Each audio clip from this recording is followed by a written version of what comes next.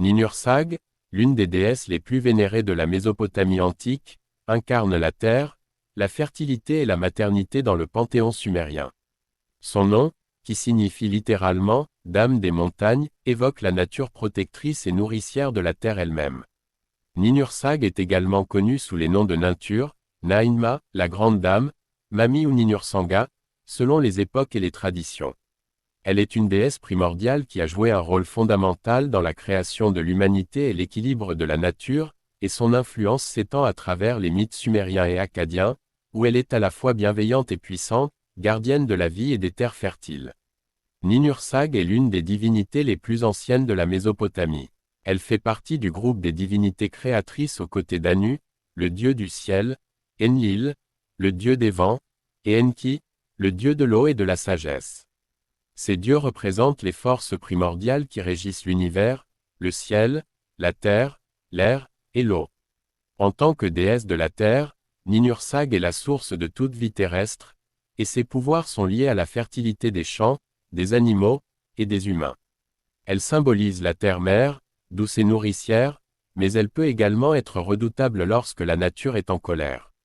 Dans les représentations artistiques, Ninursag est souvent figurée avec une robe ornée de symboles de végétation ou de motifs en écailles, symbolisant son lien avec la nature.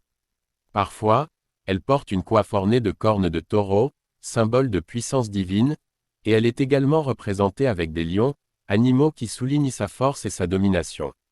Sa nature maternelle est parfois symbolisée par un sein dénudé, montrant son rôle de nourricière. Ninursag est ainsi vénérée comme une déesse qui veille sur la croissance, la prospérité et la santé. Un des mythes les plus célèbres de Ninursag la lie au dieu Enki, avec qui elle entretient une relation complexe de coopération et de rivalité. Dans le récit de la création de l'humanité, Enki, dieu de l'eau et de la sagesse, joue un rôle de démiurge, mais c'est grâce au pouvoir de Ninursag que les êtres humains voient le jour. Dans cette légende, les dieux mineurs, fatigués par le travail laborieux d'aménager la terre, se révoltent et demandent une solution pour alléger leur fardeau.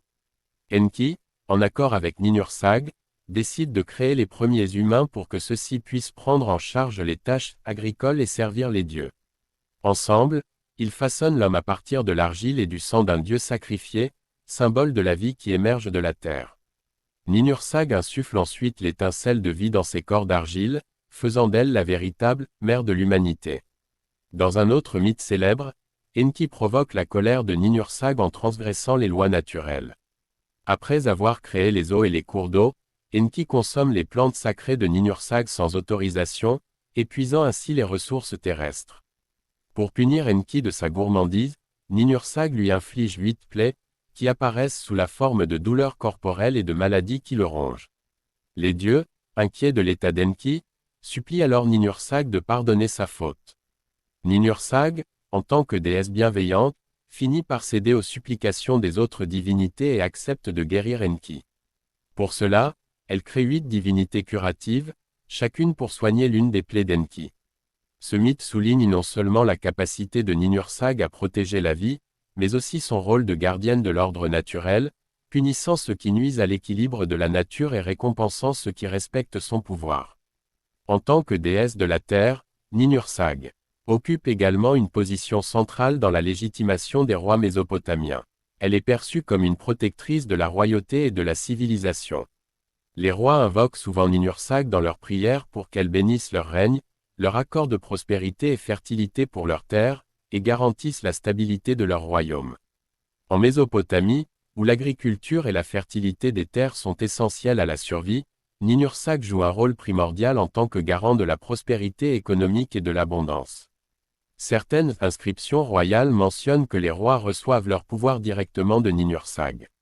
Par exemple, le roi sumérien Gudea de Lagash fait construire des temples en l'honneur de Ninursag pour s'assurer de sa protection et de sa bienveillance. La déesse devient donc un symbole de l'ordre cosmique et social, dont le respect est nécessaire pour assurer la pérennité de la civilisation. Bien que Ninursag soit avant tout associée à la fertilité et à la création de la vie, elle est aussi liée aux montagnes, d'où son nom, Dame des montagnes. Les montagnes sont perçues dans la culture mésopotamienne comme des lieux d'origine et de mystère, de là où jaillissent les rivières qui nourrissent les vallées et rendent les terres fertiles. En ce sens, Ninhursag représente à la fois la fertilité de la plaine et la puissance mystérieuse des montagnes, qui sont source de vie et d'abondance. Son lien avec les animaux sauvages souligne également son autorité sur la nature dans son ensemble. En effet, Ninhursag est vue comme la protectrice des animaux, à la fois des animaux domestiques, qui sont essentiels pour l'agriculture, et des animaux sauvages qui peuplent les montagnes et les forêts. Les lions, souvent associés à Ninhursag dans l'iconographie, sont un symbole de sa force et de sa capacité à dominer la nature. Ninhursag est souvent appelée à intervenir dans des situations de maladie et de crise, faisant d'elle une déesse guérisseuse. Elle possède la capacité de guérir les maux et les souffrances des hommes. Les Mésopotamiens imploraient son aide dans leurs prières pour obtenir la guérison des maladies, en particulier celles liées à la fertilité, à la naissance, et à la prospérité de leur famille. Dans le mythe des plaies d'Enki, par exemple, sa capacité à guérir Enki montre que Ninhursag est en mesure de rétablir l'équilibre lorsque celui-ci est rompu. En ce sens, elle devient une protectrice de la santé, intervenant directement pour alléger les souffrances des humains, mais aussi en leur enseignant le respect des lois naturelles et la sagesse.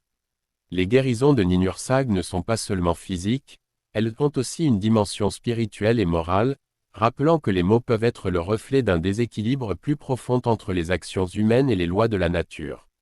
Les Sumériens et les Akkadiens vouaient un culte profond à Ninhursag, dont le centre se situait principalement dans la ville de Kesh, où elle possédait un grand temple dédié à ses pouvoirs nourriciers et maternels. Des rites et des offrandes lui étaient consacrés pour attirer sa bénédiction sur les récoltes, les troupeaux, et les familles. Les rituels comprenaient souvent des prières et des sacrifices pour s'assurer de la fertilité des terres et de la prospérité des familles. Les temples dédiés à Ninhursag étaient des lieux de pèlerinage où les gens venaient prier pour la fécondité, la guérison, et la prospérité. Ces sanctuaires étaient ornés de symboles végétaux et d'animaux, reflétant son lien avec la nature. Des festivals étaient également organisés en son honneur lors de certaines périodes de l'année, marquant les saisons de plantation et de récolte. Ninhursag représente une figure puissante du féminin divin, combinant à la fois la douceur de la maternité et la force inébranlable de la terre et de la montagne. Son image perdure comme symbole de fertilité, de guérison et de protection, et ses mythes rappellent aux humains l'importance de respecter la nature et de préserver l'équilibre des forces terrestres. À travers les récits et les hymnes qui lui sont dédiés, Ninhursag incarne les vertus de la bienveillance, de la justice, et de la puissance inhérente à la création elle-même.